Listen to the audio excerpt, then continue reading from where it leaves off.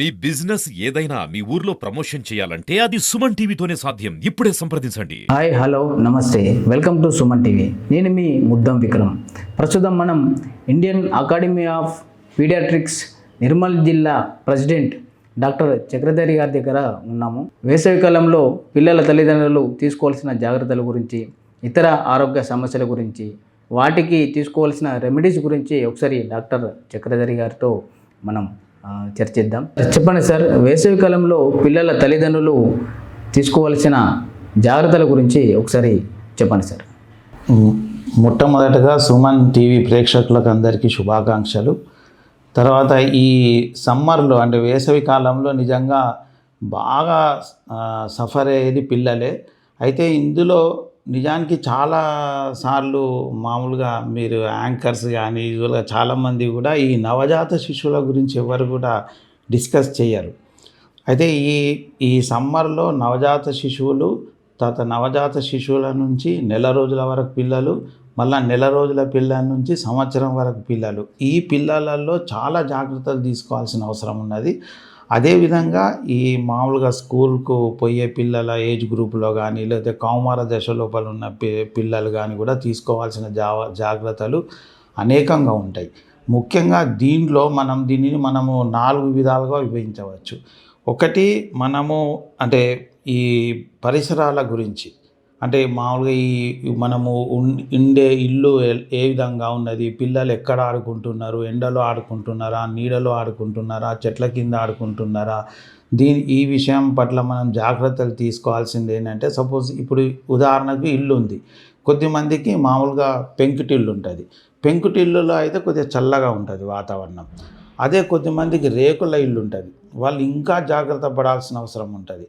అదేవిధంగా single slab ఇల్లు ఉంటుంది, అదైతే నిజంగా కొలిమిలాగానే ఉంటుంది. మరి ఇప్పుడు మా ఆదిలాబాద్ అంటే ఉమ్మడి ఆదిలాబాద్ జిల్లాలో అయితే బాగా హై టెంపరేచర్స్ ఉంటాయి కాబట్టి చాలా జాగ్రత్తలు తీసుకోవాల్సిన అవసరం ఉంటుంది. అదేవిధంగా మనకు ఈ కొద్దిమంది ఏసీలు వాడతారు, కొద్దిమంది కూలర్స్ వాడతారు. అయితే దీని లోపల నవజాత శిశువుల లోపల ముఖ్యంగా తల్లిపాలు పట్టడం లోపల మొట్టమొదటి జాగ్రత్తలు తీసుకోవాలి. అంటే నార్మల్ డెలివరీ అయితే పుట్టగానే 1 గంటకు, అదే సిజేరియన్ సెక్షన్ అయితే 4 గంటల నుంచి 6 గంటల తర్వాత మామూలుగా నవజాత శిశువుకు తల్లిపాలు పట్టించడం మొదలు పెట్టాలి. అది కూడా మొదలు వారం రోజులు 2 గంటలకు ఒకసారి మనము పట్టియాల్సిన అవసరం ఉంటుంది. మురుగు పాలతో సహా తల్లిపాలు ముఖ్యంగా మంచిగా సరిపోయేన్ని పాలు ఉంటే నవజాత శిశువులు కానీ తర్వాత నెల రోజుల పిల్లలకు ఎటువంటి ఇబ్బందులు కలుగాయి. తర్వాత మళ్ళీ వేరే పిల్లల విషయానికి వస్తే వాళ్ళకు మనము ఆడుకునే స్థలం కానీ చాలా అంటే చెట్టు నీడన ఆడుకునేటట్టు చేయాలి. తర్వాత ఇంట్లో ఆడుకునేటట్టు ఇండోర్ గేమ్స్కి ఎక్కువ ప్రిఫరెన్స్ ఇవ్వాలి అవుట్డోర్ గేమ్స్ కన్నా. దానివల్ల ఏమవుతుందనంటే వాళ్ళకు కొద్దిగా నీడ పట్టున ఉంటారు కాబట్టి ఈ వడదెబ్బ తగిలే అవకాశం ఉండదు, ఈ సమ్మర్ ఫీవర్స్ వచ్చే అవకాశం ఉండదు. తర్వాత దీంట్లో మనకు నీళ్ళు ఏ విధంగానంటే నీళ్ళు మామూలుగా మనము పిల్లలకు దాదాపు 1.5 లీటర్ నుంచి 3 లీటర్ల నీళ్ళ వరకు, అంటే వాళ్ళ ఏజ్ను బట్టి, వాళ్ళ బరువును బట్టి, వాళ్ళు ఆడుకునే విధానంను బట్టి, వాళ్ళు ఉండే ఇల్లును బట్టి, వాళ్ళు ఎటువంటి వాతావరణంలో ఉన్నారనే దాన్ని బట్టి ఉంటుంది. ఎంత ఎక్కువగా నీళ్లు తీసుకుంటే అంత మంచిది. ఒకవేళ నీళ్లు తీసుకోకపోతే ఏమవుతుందంటే ఈ వేడి వల్ల స్వెట్టింగ్స్ అంటే చెమట ద్వారానే కాదు, ఈవెన్ పర్స్పిరేషన్ అంటే మనకు తెలియకుండా మన శరీరం అంటే మన ఈ చర్మం ద్వారా తర్వాత ఊపిరితిత్తుల ద్వారా అనేకమైనటువంటి వాటర్ ఎవాపరేట్ అవుతుంది. అది తర్వాత ఈ చెమట ద్వారా బాగా ఎవాపరేట్ అయిపోయి డిహైడ్రేషన్ వస్తుంది. డిహైడ్రేషన్ వచ్చి మనం ఇప్పుడు సన్ స్ట్రోక్ కానీ, హీట్ ఎగ్జాషన్ కానీ, లేదా వడదెబ్బ కానీ అంటాం కదా, అది వచ్చే అవకాశం ఉంటుంది. కాబట్టి అందుకొరకు మనము ఫస్ట్ తీసుకోవాల్సిన అత్యంత జాగ్రత్తలలో మొదటిది పరిసరాలు, అంటే వాళ్ళని నీడ పట్టున ఉంచడము, వాళ్ళకి ఎక్కువ ఎండకు తగలకుండా ఉంచడము, తర్వాత బయట వాతావరణానికి తగ్గట్టుగా నవజాత శిశువును ఉంచడము.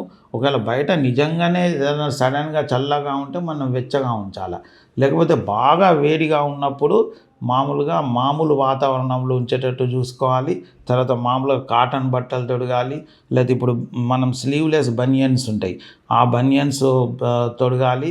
తర్వాత అవసరమైతే చల్లగా ఉంచడానికి ప్రయత్నం చేయాలి. తర్వాత కూలర్ యూజ్ చేసేది ఉంటే ఖచ్చితంగా పాత కూలర్ ఉంటే మాత్రం ప్రతి సంవత్సరం దాంట్లో గడ్డి చేంజ్ చేయాలి.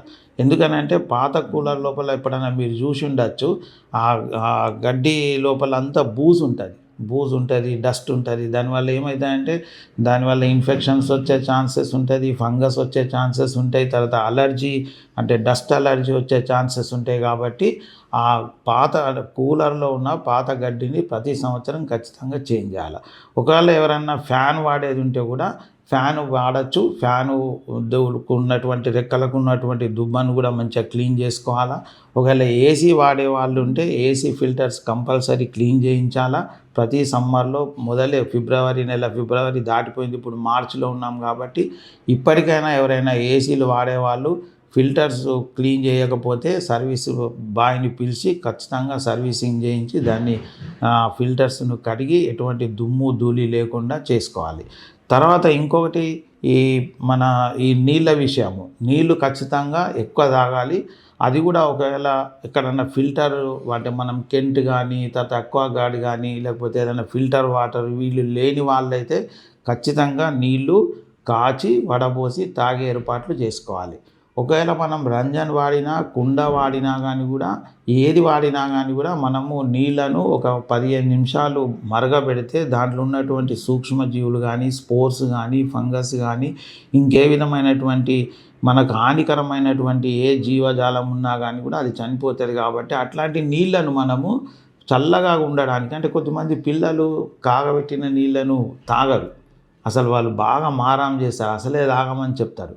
అటువంటి వాళ్ళ కొరకు మనం ఆ వాటర్ను మనము రంజన్లో కానీ కుండలో కానీ ఇంకా వేరే విధంగా కొద్దిమందికి అది కూడా లేకపోతే బాటిల్స్లలో పోసి దానికి గుడ్డ చుట్టి దాని మీద నీళ్లు పోసి చల్లగా చేసే ప్రయత్నం కూడా చేయవచ్చు. ఇది నీటికి సంబంధించినటువంటి జాగ్రత్తలు. తర్వాత పరిసరాలకు సంబంధించినటువంటి జాగ్రత్తలు. ఇంకొక ముఖ్యమైన జాగ్రత్త ఏంటిదంటే ఆహారం. చాలామంది ఏం చేస్తున్నారని అంటే ఈ మధ్యలో ఫ్రిడ్జ్లో పెట్టి నెక్స్ట్ డే ఆహారం ఇస్తున్నారు. సరే, అది వింటర్లో పాసిబులా కాదా అది కూడా అక్కడ ఉన్నటువంటి దాని మీద ఆహారం మీద తర్వాత మనం తీసుకునే జాగ్రత్తల మీద ఆధారపడి ఉంటుంది. ఎట్టి పరిస్థితుల్లోనూ సమ్మర్లో మాత్రము ఏ రోజుకు ఆ రోజు వండింది, ఏ పూటకు ఆ పూట వండింది మాత్రమే ఇవ్వాలి. బయట ఐస్ క్రీమ్స్ కానీ తర్వాత బయట తీసుకొచ్చిన చాక్లెట్స్ కానీ ఏవి కూడా వాడద్దు. వాడితే మంచిది. ఎందుకంటే చాలా చోట్లల్లో ఐస్ క్రీమ్స్ ఎట్లా సప్లై చేస్తారంటే మన షాపులలో మామూలుగా ఫ్రీజింగ్ అంటే ఇప్పుడు సమ్మర్లో చాలా మటుకు పవర్ కట్స్ ఉంటాయి, విద్యుత్ శక్తి ఆగిపోతూ ఉంటుంది. తర్వాత కొన్నిసార్లు ఫ్రిడ్జ్లు పనిచేయవు, వాళ్ళ దగ్గర ఉన్న డీప్ ఫ్రిడ్జ్లు కూడా పనిచేయవు, వాళ్ళ దగ్గర జనరేటర్స్ ఉండవు. అటువంటప్పుడు ఏమైందంటే ఐస్ క్రీమ్ కరిగిపోయి నీళ్ళలాగా అవుతుంది. మళ్ళీ వాళ్ళు కరెంట్ వచ్చిన తర్వాత ఫ్రీజింగ్ పాయింట్ ఎక్కువ చేసి దాన్ని మళ్ళీ గడ్డగట్టించి అమ్ముతారు. ఈ వాళ్ళు అంటే ఐస్ క్రీమ్ నీళ్ళలాగా ఉండి మళ్ళీ గడ్డగట్టడానికి ఏదైతే మనకు 2-3 గంటలు టైం ఉంటుందో ఆ టైంలో ఖచ్చితంగా దాంట్లో బ్యాక్టీరియా పెంపొందే అవకాశం ఉంటుంది. కాబట్టి బయట ఐస్ క్రీములు పిల్లలకు ఇవ్వకపోతే చాలా మంచిది. అదేవిధంగా చాక్లెట్స్ కూడా చాలా మటుకు చాక్లెట్స్ కూడా ఇంపోర్టెడ్ చాక్లెట్స్ కానీ మన ఇండియాలో తయారయ్యే చాక్లెట్స్ కానీ వాటి పర్టికులర్గా ఒక ఎక్స్పైరీ డేట్ ఉంటుంది. తర్వాత దానికి పర్టికులర్ మెయింటెనెన్స్ అంటే టెంపరేచర్ మెయింటైన్ చేయాల్సిన అవసరం ఉంటుంది. చాలా మటుకు కిరాణా షాపులలో కానీ బయట షాపులలో కానీ ఎక్కడ కూడా ఫ్రిడ్జ్లు ఉండవు, మామూలుగానే బయట డబ్బాలలో పెట్టిస్తారు. చాలామంది ఇళ్ళల్లో కూడా చాలామంది తీసుకొచ్చి టేబుల్ మీద పెట్టేస్తుంటారు. అందుకొరకే దాన్ని వాళ్ళు ఏదైతే ఆ కార్టూన్ మీద వాళ్ళు స్పెసిఫై చేసిండ్రో ఆ టెంపరేచర్ మనం మెయింటైన్ చెయ్యం. కాబట్టి అందుకొరకు ఈ చాక్లెట్స్ కానీ ఐస్ క్రీమ్స్ కానీ ముఖ్యంగా స్వీట్స్ కూడా ఏవి కూడా చాలా మీరు చూసి కొన్ని బ్రాండెడ్ స్వీట్సే దాని మీద ఎక్స్పైరీ డేట్ ఉంటుంది. మామూలుగా వేరే బ్రాండెడ్ కానీ ఉంటే ఆ స్వీట్స్లో అసలు ఎక్స్పైరీ డేట్ ఉండదు. చాలా మటుకు బెంగాలీ స్వీట్స్ అయితే 1-2 డేస్ కన్నా ఎక్కువ తినద్దు. కానీ మన వాళ్ళు చాలామంది దాన్ని ఫ్రిడ్జ్లో పెట్టి లేకపోతే టేబుల్ మీద పెట్టి 10 రోజులు 15 రోజులు కన్జ్యూమ్ చేస్తారు. అది చాలా తప్పు. అట్లనే బ్రెడ్ కూడా లోకల్ మేడ్ బ్రెడ్ పైన ఎక్కడ కూడా ఎక్స్పైరీ డేట్ ఉండదు. లోకల్ మేడ్ బన్స్ మీద కూడా ఎక్స్పైరీ డేట్ ఉండదు. ఒకవేళ ఎక్స్పైరీ డేట్ ఉన్నా కానీ కూడా దాన్ని ఏ టెంపరేచర్లో మెయింటైన్ చేయాలనేది కూడా ఉండదు. అందుకొరకు వీలైనంత మటుకు స్టోర్ చేసిన ఫుడ్ ఏది కూడా ఇవ్వద్దు, అవాయిడ్ చేయాలి. మామూలుగా fresh vegetables, fresh fruits, fresh juices, తర్వాత కట్ ఫ్రూట్స్, తర్వాత అప్పుడే వండిన వంటకాలు మాత్రమే మనం తీసుకోవాల్సిన అవసరం ఉన్నది. ఎందుకనంటే దీంట్లో నుంచే మెయిన్గా సమ్మర్ లోపల మనకు మెయిన్గా ప్రాబ్లమ్స్ వచ్చేటి అంతా పరిసరాల ద్వారా. అంటే పరిసరాలు మన సరిగా పిల్లలను మనం ఇష్టం ఉన్నట్టు ఎండకు వదిలేస్తే, ఎండలు ఆడుకునేటట్టు చేస్తే వడదెబ్బ తగలడము, లేకపోతే హీట్, స్ట్రోకు ఇవన్నీ ఇట్లాంటివి వస్తాయి. తర్వాత నీటి ద్వారా ఈ టైఫాయిడ్ రావచ్చు, తర్వాత ఈ కక్కుడు బయలు అంటాం కదా, వాంతులు విరేచనాలు అవి రావచ్చు. తర్వాత వేరే విధమైనటువంటి ఫుడ్ బార్న్ డిసీజెస్ అని ఉంటాయి, అవన్నీ కూడా వచ్చే అవకాశం ఉంటుంది. అదేవిధంగా ఈ మన ఇది తర్వాత ఏంటిదని అంటే మామూలుగా సమ్మర్లో వచ్చే జ్వరాలు మామూలుగా చాలా అంటే ఎక్కువగా చాలా ప్రమాదకరమైనటువంటి ఏంటిదంటే విష జ్వరాలు. అంటే సమ్మర్ ఫీవర్ అని అంటే యూజువల్గా డిహైడ్రేషన్ ఫీవరే. అది కూడా మనం ఇంతకుముందు డిస్కస్ చేసినట్టు ఎండలో తిరగడం వల్ల, చెమట ఎక్కువ పట్టడం వల్ల, పర్స్పిరేషన్ వల్ల, వాటర్ ఎక్కువ పోవడం వల్ల, ఈ చెమట ద్వారా సోడియము క్లోరైడ్ ఎక్కువ బయటకు పోవడం వల్ల అది జ్వరం వస్తుంది. అది కాకుండా ఇన్ఫెక్షస్ డిసీజెస్ అంటే అంటువ్యాధులు. ఈ అంటువ్యాధులలో ముఖ్యంగా ఈ మామూలుగా ఈ చికెన్ పాక్స్ కానీ, మీజిల్స్ కానీ, తర్వాత ఇప్పుడు మనం అమ్మవారు అని అంటాం కదా మామూలుగా లోకల్ లాంగ్వేజ్లో, అవి కానీ, తర్వాత ఇప్పుడు మమ్స్ కూడా, చెంపగడ్డలు కూడా వస్తున్నాయి, అది కూడా బాగా స్ప్రెడ్ అవుతున్నది. ఇవన్నిటికి కూడా మనము చాలా జాగ్రత్తగా ఉండాల్సిన అవసరం ఉంటుంది. అంటే పిల్లలను బయటకు పోకుండా చూడడము. అంటే ప్రయాణాలు ఎక్కువగా అసలు నన్ను అడిగితే 6 నెలల లోపల పిల్లలను తీసుకొని ఎక్కడికి సమ్మర్లో పోవద్దు. చాలామంది పెళ్ళిళ్ళకు, పేరెంటాలకు ఎందుకు వెళ్ళినావమ్మా అని అంటే, సార్ మా ఇంట్లోనే పెళ్ళి ఉండే అని అంటారు. లేకపోతే మా చుట్టాల పెళ్ళి ఉండే అందుకొరకే వెళ్ళినామని చెప్తారు. లేకపోతే ఖచ్చితంగా వెంట్రుకలు తీయాల్సి ఉండే సార్ అందుకొరకే పోయినామని చెప్తారు. సరే, ఎన్ని కారణాలు చెప్పినా కానీ కూడా వీలైనంత మటుకు ప్రయాణాలను 6 నెలల లోపల పిల్లలను తీసుకొని ప్రయాణాలు కానీ, పెళ్ళిళ్ళకు కానీ, పేరెంటాలకు కానీ, ఇంకా ఏ ఫంక్షన్స్ కానీ తీసుకోకుండా అంటే తీసుకుపోకపోతే మంచిది. లేకపోతే ఏమవుతుంది అంటే వీళ్ళు ప్రయాణాలల్లో వాళ్ళకు దొరికిన నీళ్లు తాగిస్తారు, వాళ్ళు ఆ నీళ్లు తాగుతారు, లేకపోతే ఎండకు ఎక్స్పోజ్ అయ్యే అవకాశం ఉంటుంది. అందుకొరకు వీలైనంత మటుకు ఈ ప్రయాణాలు, పెళ్ళిళ్ళు ఇవి కూడా 6 నెలల లోపల పిల్లల్ని తీసుకొని పోవద్దు.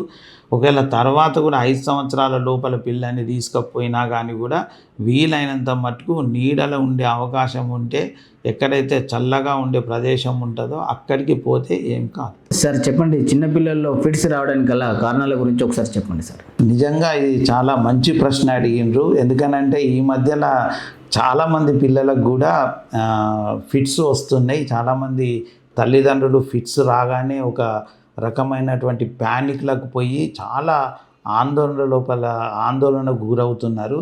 అయితే మామూలుగా మనం ఫిట్స్ అనగానే చాలామంది వాళ్ళకు ఒకటి ఫోబియా ఉంటుంది, రెండోది ఏంటంటే ప్యానిక్ అవుతారు, మూడోది ఏంటంటే దాని గురించినటువంటి సోషల్ స్టిగ్మా ఉన్నది.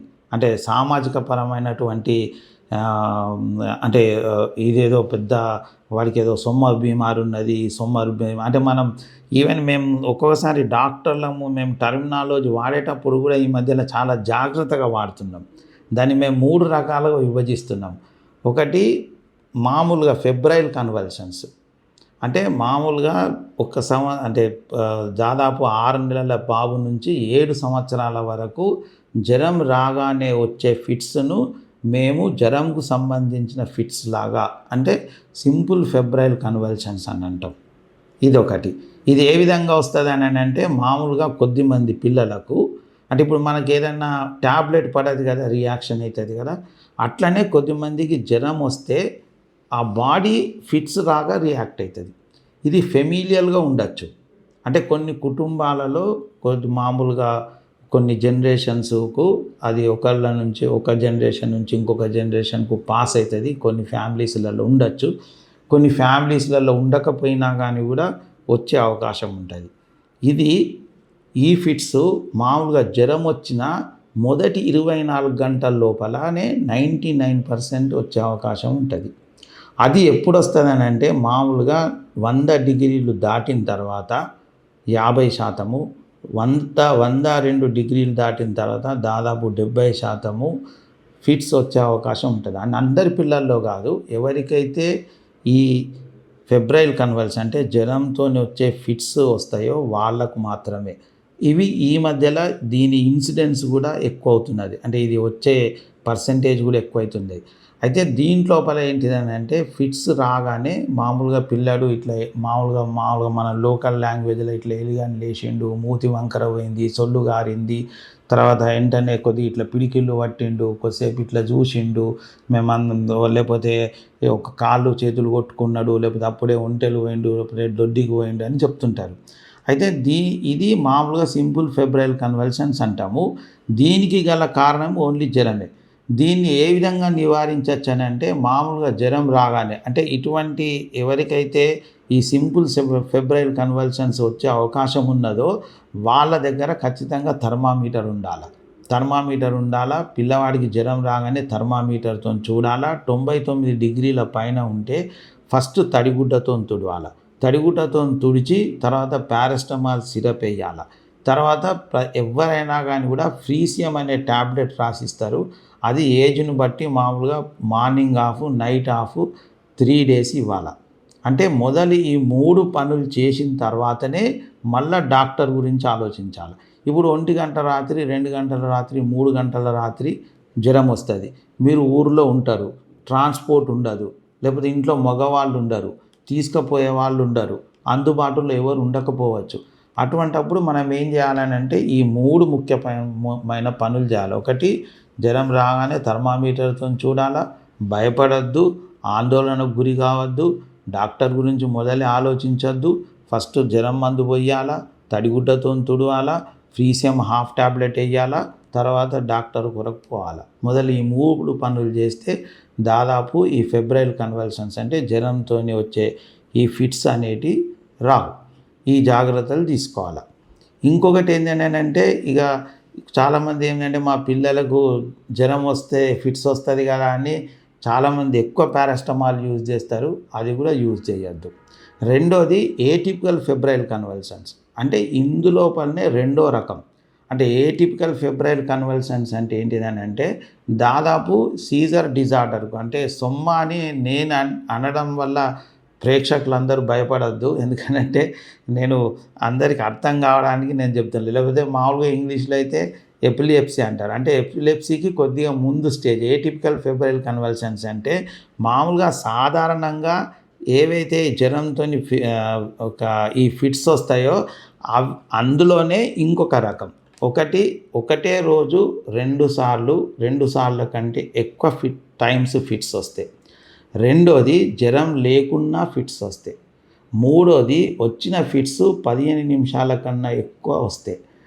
నాలుగోది మన ఇంట్లో ఎవరికన్నా ఎపిలెప్టిక్ డిజార్డర్ ఉంటే, అంటే మామూలుగా లోకల్ లాంగ్వేజ్లో సొమ్మ లాంటిది ఏదన్నా ఉంటే. ఐదవది మామూలుగా ఈ ఫిట్స్ ఏవైతే ఉంటాయో ఫిట్స్ తొందరగా వస్తాయి. అంటే కొద్దిమందికి నెలకు ఒకసారి, 2 నెలలకు ఒకసారి, 3 నెలలకు ఒకసారి ఫిట్స్ వస్తాయి.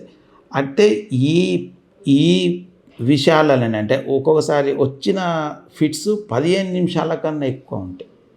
ఈ 6 కండిషన్స్ లోపల మామూలుగా సింపుల్ ఫెబ్రైల్ కన్వల్షన్స్లో పెద్ద ఇన్వెస్టిగేషన్స్ ఏం చేయించాం. ఈ ఏటిపికల్ ఫెబ్రైల్ కన్వల్షన్స్ లోపలనే, అంటే ఏ జ్వరంతో వచ్చిన దాంట్లోపల నేను చెప్పిన ఈ 6, ఏది జ్వరం లేకున్నా ఫిట్స్ వస్తే, ఒకటే రోజు 2 సార్లు 3 సార్లు ఫిట్స్ వస్తే, వచ్చిన ఫిట్స్ 15 నిమిషాల కన్నా ఎక్కువ ఉంటే, లేకపోతే ఒకటే సైడు అంటే ఫోకల్ కన్వల్షన్ అంటారు, ఒకటే కాలు ఒకటే చేయికి వస్తే, లేకపోతే ఇంట్లో ఎవరికన్నా సొమ్మ బీమారి ఉంటే, లేదా ఎపిలెప్టిక్ డిజార్డర్ ఉంటే, ఆరవది తొందరగా వస్తాయి, అంటే 2 నెలలకు ఒకసారి 3 నెలలకు ఒకసారి వస్తే. ఇటువంటి ఫిట్స్కు మేము మామూలుగా ఈజీ చేయిస్తాం.